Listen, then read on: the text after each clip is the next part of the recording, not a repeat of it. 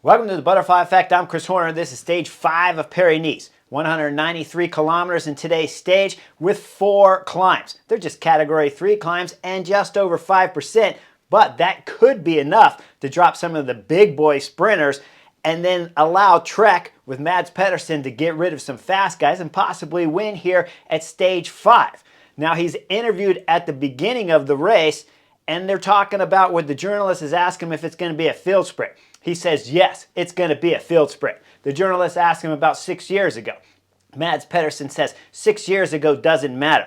I'm sitting on the Chesterfield thinking 6 years ago doesn't matter? Well, today's race, after we get over the climbs, you got about 50 kilometers descent, and then you got a sprint time bonus, and then you got a 1 kilometer climb up to the top.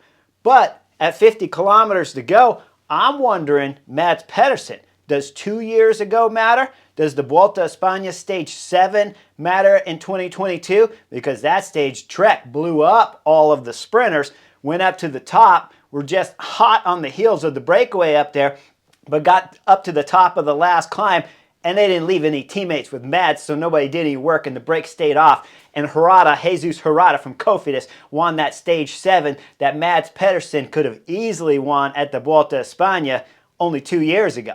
So I'm wondering, does that matter? That's what I'm thinking on today's stage. Now, before we get into the stage, let me back it up to yesterday's stage 4, because Remco Evenepoel threw out an interview that I saw after we finished shooting the Butterfly Effect yesterday.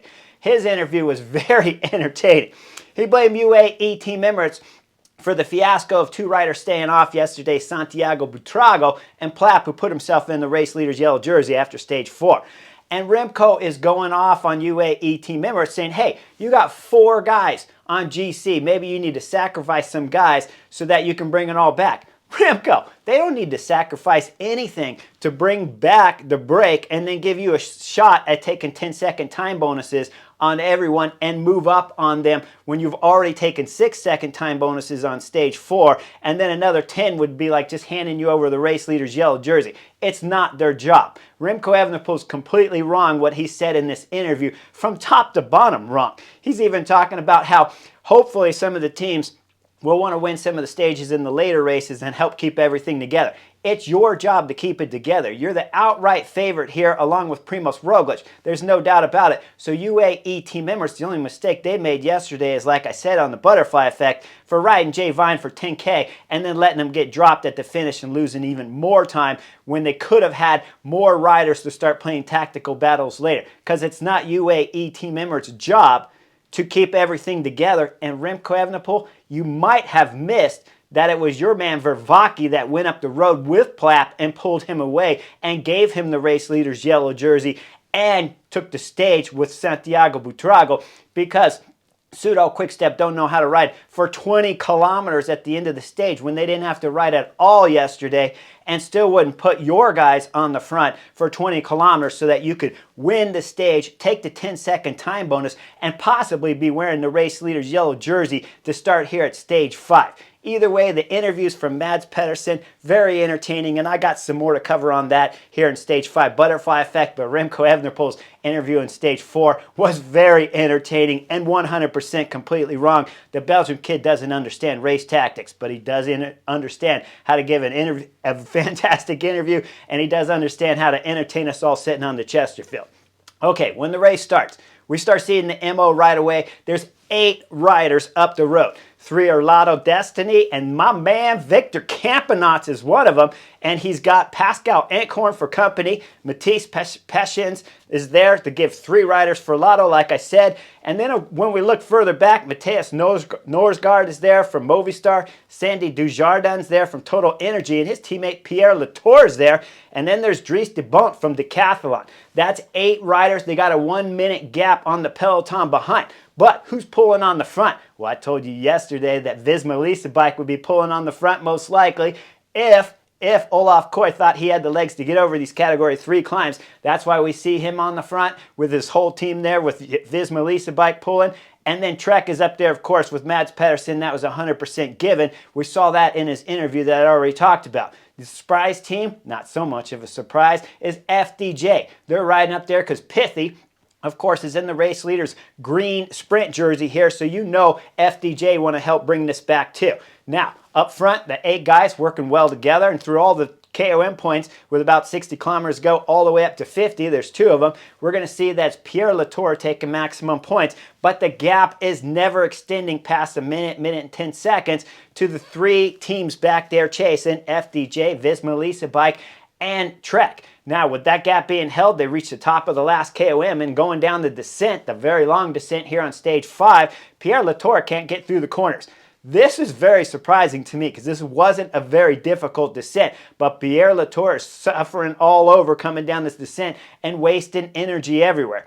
The brake starts to blow up, and we end up with 6 riders up front, and somehow Pierre Latour made himself up there in this group of 6, and Victor Campenaerts is pulling like crazy for Lotto's Destiny. You know he's aero tight and going fast as he possibly can to try to win today's stage 5 here and hold off the teams behind. Now, we look back there, they got a 4th team pulling on the front now. It's Jayco up there pulling because they have the sprinter Dylan Groenewegen who made it over the last and final climb here. Not the last bump, though, because we still got, with 9 kilometers to go, that 1K climb. So, Jayco's on the front, FDJ's on the front, Visma Lease Bike's on the front, and of course, Trek is on the front. The gap is coming down quickly as we're coming into the sprint point competition here with time bonuses on the line, and this is happening at just about under 11 kilometers to go. They'll hold off the whole peloton behind as we see the group come through there being led from EF Education. Now the last real difficult section here on stage 5 is coming up. This might have been what Mads Pedersen was talking about in his interview, saying that it was going to be a sprint, and he was looking very cocky in his interview. Now they're throwing in attacks. We see FDJ throwing in attack with Pedersen there as he's wrapping up my man Victor Campenaerts, and then EF Education's locked on the wheel. Mads Pedersen is coming across to this group, and we look Pithy's there too. As the group gets up there, they're going to start to get caught from behind, and then Remco Evenepoel is going to be in the next split with Brandon McNulty up there, so we got some GC favorites throwing in attack here under the final 9 kilometers to go. With Remco Evenepoel getting pulled back with the group he's in, everything is the group together. We're coming under 5 kilometers to go, just at about 4.5, and it's Ineos on the front. That's Egan Bernal sitting on his teammate's wheel there, the Colombian who's riding on great form here and sitting in the top 10 on general classification. Let's take a look at the back of the peloton. That's Plapp back there in the race leader's yellow jersey. Plapp, what are you doing? You're racing like an amateur. You got the legs of a professional and you got the mindset of an amateur thinking you can rest at the back of the peloton with under 5 kilometers to go. Let me remind you, you have a sprinter missing. His name's Michael Matthews. He's out of the race. You only started with 7 guys. He's out. You have back there Chris Hoppa, who's riding top 10 in general classification. That means he's not going to be able to help you if you get caught in the back of the group because he's going to have to protect his own general classification. Dylan Groenewegen's going for the stage. He can't help you. The other 2 guys left, one's been pulling on the front at least, maybe 2, so they're going to be tired. And Plapp, you're sitting last of the peloton before the 3-kilometer rule, when you shouldn't be last ever. Either way, we see it's a big-time amateur mistake here from Plapp to be riding at the back of the field. Just at about 3.1 kilometer to go up front, we're coming into a hard left turn. Look at the roundabout there as we see the island. It's kind of a left turn roundabout area, and then there's the yellow pole that's up there with the yellow pad on it, excuse me. As they go into this left, that's when it's finally going to come under 3 kilometers to go, but then the hill's going to rise. Israel Premier Tech's on the front throwing down 100%. Can you imagine if there was a bottleneck back there and guys just sat up, or if there was a crash and Luke Plapp is wearing the race leader's yellow jersey?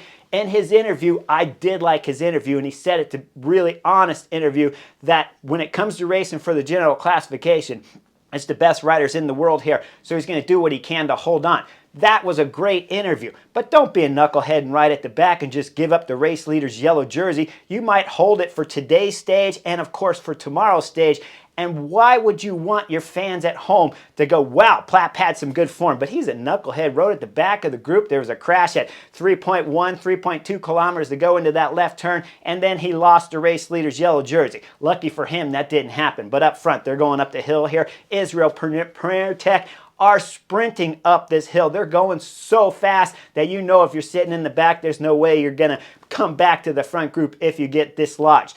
Up front, Israel Premier Tech finally starts to come off the front. Then we see Tudor Cycling get on the front. Third position, Matteo Trentin. They're trying to do the sprint for him because Arvid Decline already got dropped earlier in the stage, so we know Tudor Cycling's looking for Matteo Trentin here on stage 5 of Paris-Nice. As they're pulling, they're doing a great job keeping Trentin in good position, but it's too far out to give him a good lead out.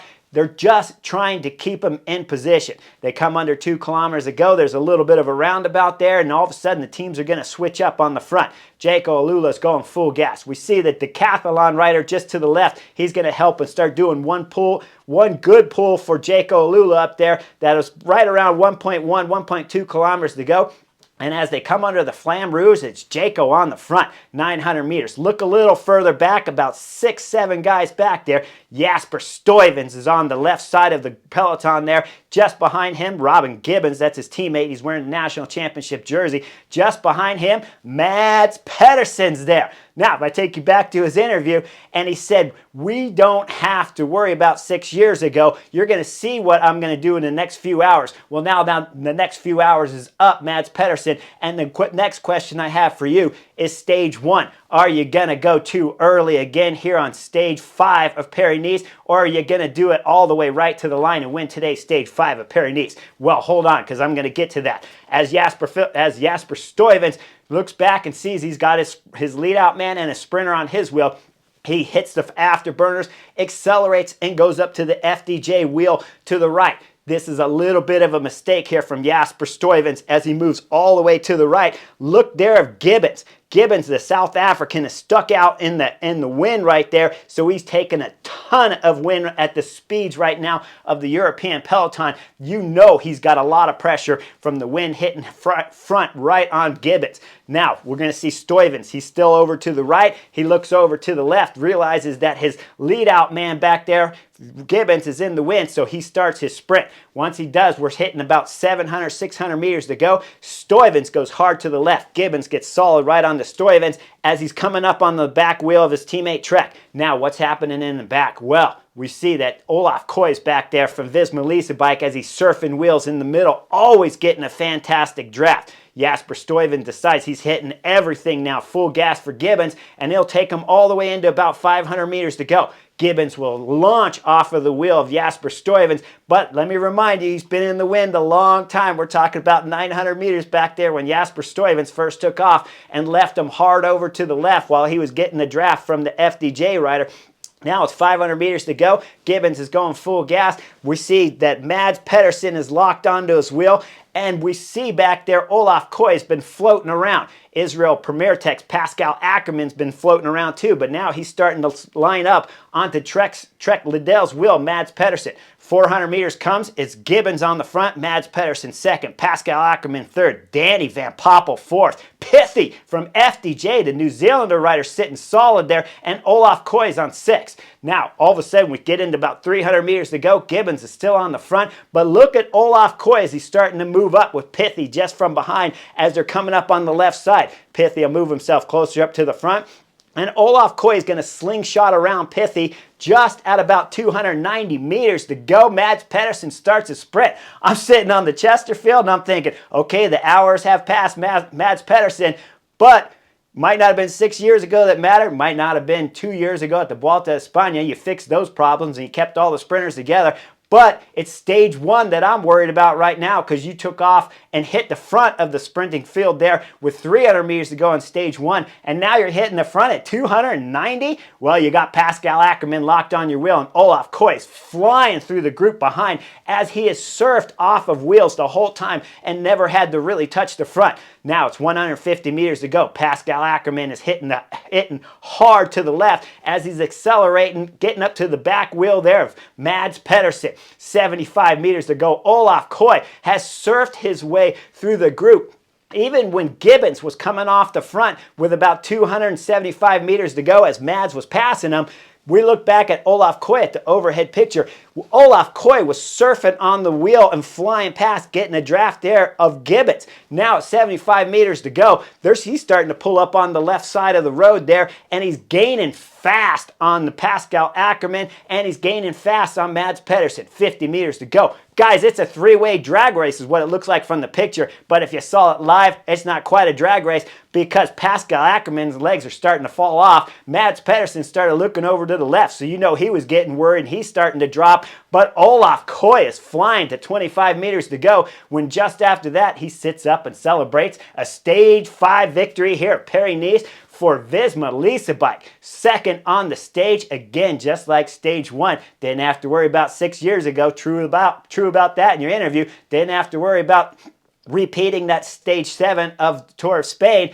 But you did have to worry about repeating Stage 1 here of Paris-Nice as you went too long. Mads Pedersen gets second on the stage. Pascal Ackerman's third on the stage to round out the podium here of Stage 5 of Paris-Nice. Now the green jersey, Mads Pedersen, you did take that from Pithy, so you did get something out of today's stage.